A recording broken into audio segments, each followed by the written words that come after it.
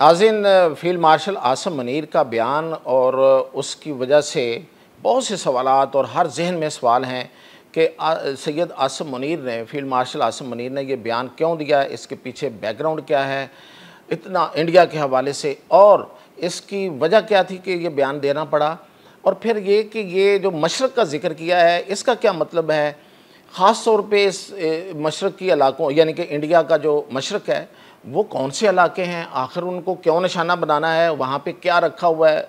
आसिम मुनीर ने ख़ुद कहा कि वहाँ पे उसके एसेट्स हैं, और फिर ये कि ये जो बयान दिया है इसकी बैकग्राउंड मैं आपको वो बताऊँगा, इसकी वजह बताऊँगा, उसके नतीजे में होने वाले इंडिया के अंदर पैनिक जो हुआ है, जो सूरत हाल है इस वक्त वो बहुत एबनॉर्मल है, वो क्या है, और क्या कहीं पे कोई तैयारी हो रही है, कहीं जंग की कोई तैयारी हो रही है। इसकी सूरत हाल पे आज मैं आपको अंदर की खबरें बताता हूँ, और बड़ी एक्यूरेट खबरें हैं मियाँ ताहिर। देखिए, सबसे पहले तो फील्ड मार्शल आसिम मुनीर ने ये जो बयान दिया है ये अमेरिका की सरजमीन पे एक बड़ा अहम डिनर हुआ, उसमें उन्होंने ये कहा।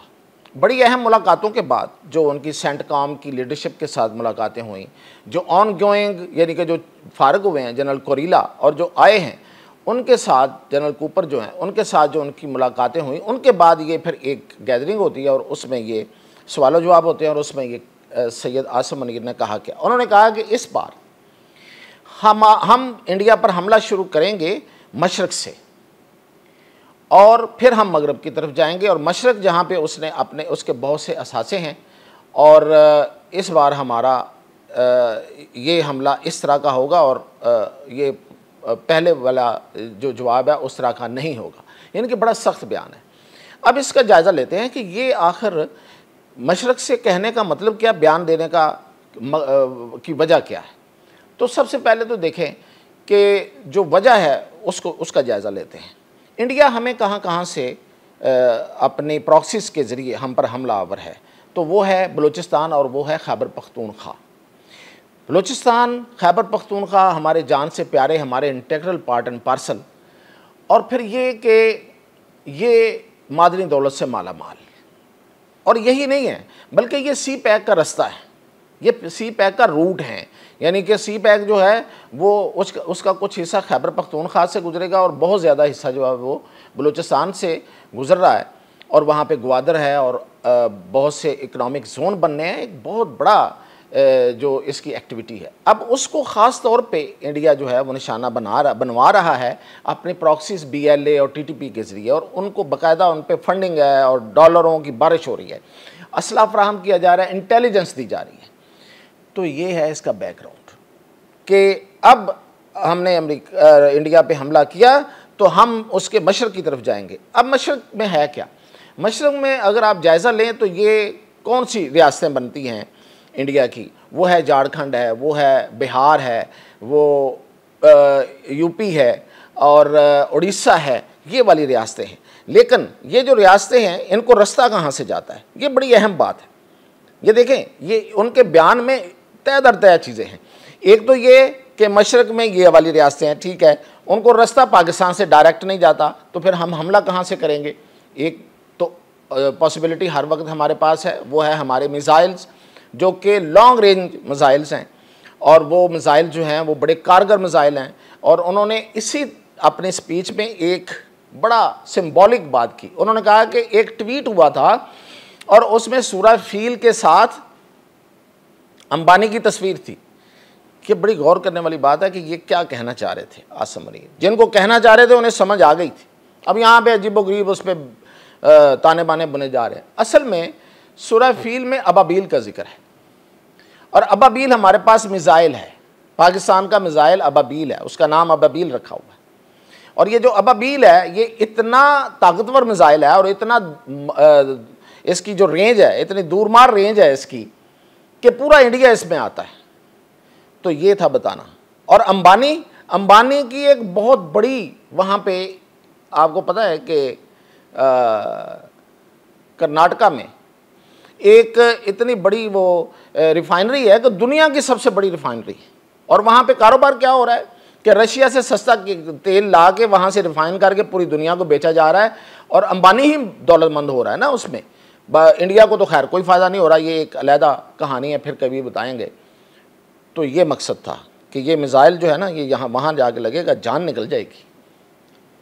तो ये जो मशरक़ है इसका आप जायज़ा लेते हैं कि इस पे पहली बात तो ये कि ठीक है, मिसाइलों से हमला हो सकता है, हमारे पास सुसाइड ड्रोन्स हैं, और ये हमारा रिकॉर्ड है।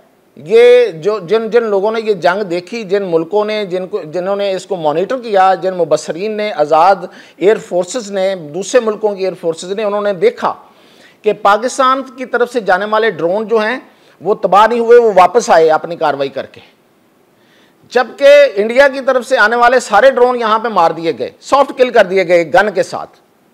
हमने उसमें अपना एयर डिफेंस सिस्टम भी इन्वॉल्व नहीं किया, क्योंकि उनका मकसद यही था कि हम उसको इन्वॉल्व करें। ये मैं आपको कहानियाँ बताता रहा हूँ, फिर इसकी डिटेल बाद में बताऊँगा।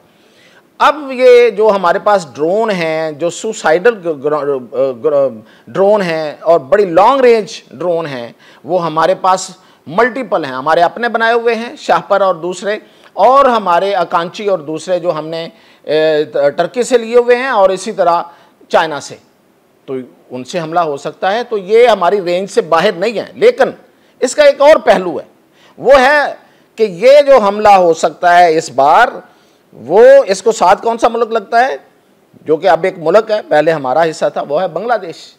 तो बांग्लादेश से इन रियासतों में हमला करना, ज़मीनी हमला करना भी इतना ही आसान है जिस तरह से हम यहाँ से अमृतसर में दाखिल हो जाए। तो ये जो रियासतें हैं, यहाँ पे है क्या क्या छुपा के क्या रखा हुआ है। तो अब ये एक बात तो आपको पता लग गई होगी कि बांग्लादेश अब पाकिस्तान ही है। खैर, इसकी बहुत ज़्यादा डिटेल इसलिए नहीं जाते कि वो इस पर ह्यू एंड क्राई बहुत आता है। तो खैर, वहाँ से हमला होगा। तो इन रियासतों में क्या छुपा हुआ है? इन रियासतों में है दरअसल ये जो मैंने आगे पहले बताया आपको, ये मगरबी बंगाल है, उड़ीसा है, झारखंड है, बिहार है।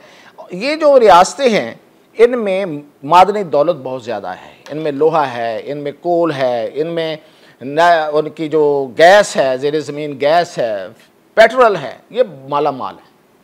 तो जब हम माला माल हैं जहाँ पे वो हमला आवर हैं, तो फिर आपका जो इलाके जो माला माल है वहाँ पे हमला होगा।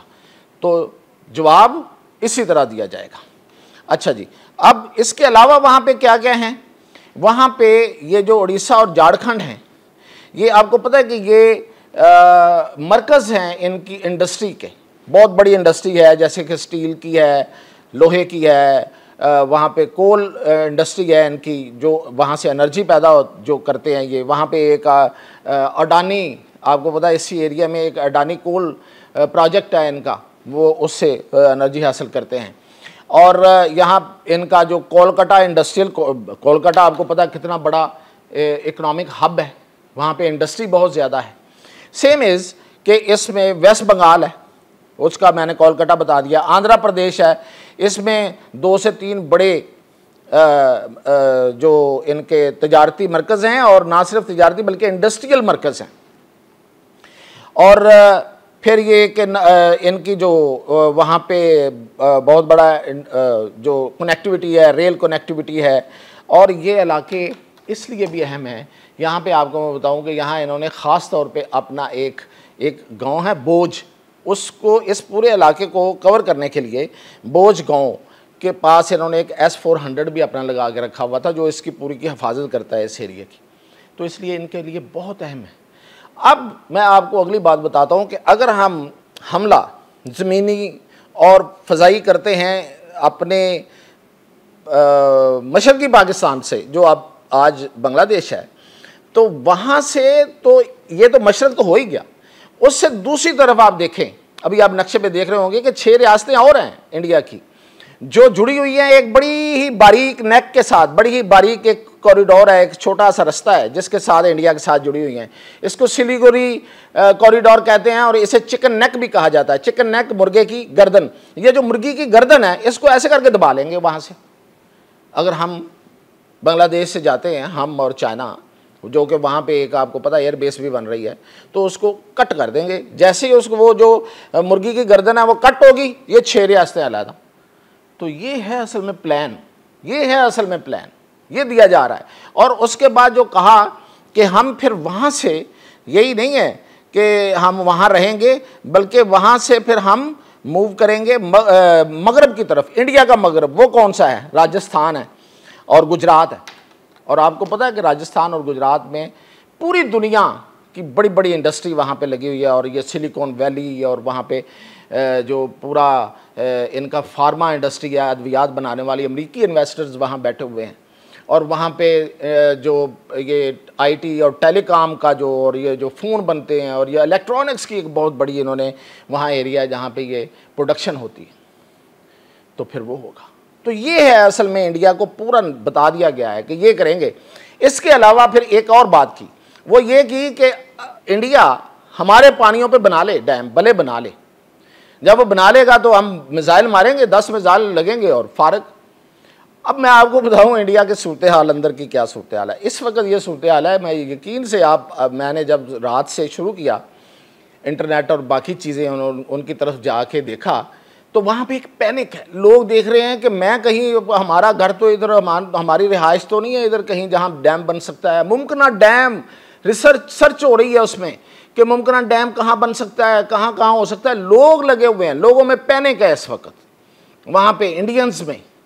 और ख़ास तौर पे जो शुमाली इलाके हैं वहाँ पे, ये जो सॉरी मशरकी इलाके जो मैंने कहा है, जो बताया, वहाँ पे भी एक पैनिक है। और फिर ये कि हर कोई सवाल उठा रहा है और ग्रोक से पूछ रहा है, कोई दूसरी जो आर्टिफिशियल इंटेलिजेंस है वहाँ से जाके सर्चें लग रही हैं। अब अगर आप देखें ना, सर्च की जो जितनी ज़्यादा ट्रेंडिंग है इस वक्त इंडिया में, वो ये हो रही है। और अगली बात जो आखिर पे मैंने आपको बतानी थी कि बाकायदा इंडिया की गवर्नमेंट और उनकी फोर्सेस में भी एक पैनिक है। और वहाँ पे इस वक्त पाकिस्तान और इंडिया दोनों समुंदर के पानियों में मुश्तरका तो नहीं कहेंगे ना, अलहदा अलहदा, लेकिन मुश्तरका पानी है। पानी तो हमारा मुश्तरका, ये बहेरा अरब और बहेरा हिंद, वहाँ पे ये मशक़ें हो रही हैं इस वक्त। और एक दूसरे को नाटम जारी किए हुए हैं कि ये यहाँ पे हम मशक़ें कर रहे हैं नेवल की, वहाँ पे वो कर रहे हैं। तो ये एक लिहाज से तैयारी तो अपनी पूरी है। पाकिस्तान तो हर वक्त तैयार रहता है, आपको पता है 14 अगस्त है हमारा, वैसे भी हमारी एयरफोर्स जो है वो अपने तैयारियों में मसरूफ़ है। और 14 अगस्त को जो कुछ हमने दिखाना है वो इंडिया की नींदें और उड़ा लेगा। और वो मैं आपको पहले भी बता चुका हूँ, फिर आपको दोबारा उस पर बाद में किसी व्लॉग में बताऊँगा। तो ये इस वक्त वहाँ सूरत हाल है इंडिया के अंदर, इंडिया की फोर्सेस में, इंडिया की गवर्नमेंट में, इंडिया के लोगों में एक पैनिक है इस बयान के बाद। तो ये थी इसकी पूरी कहानी इस बयान के पीछे और उसका जो बैकग्राउंड और उसके आगे जो होने वाला है। मज़ीद अपडेट के साथ हाज़िर हूँ।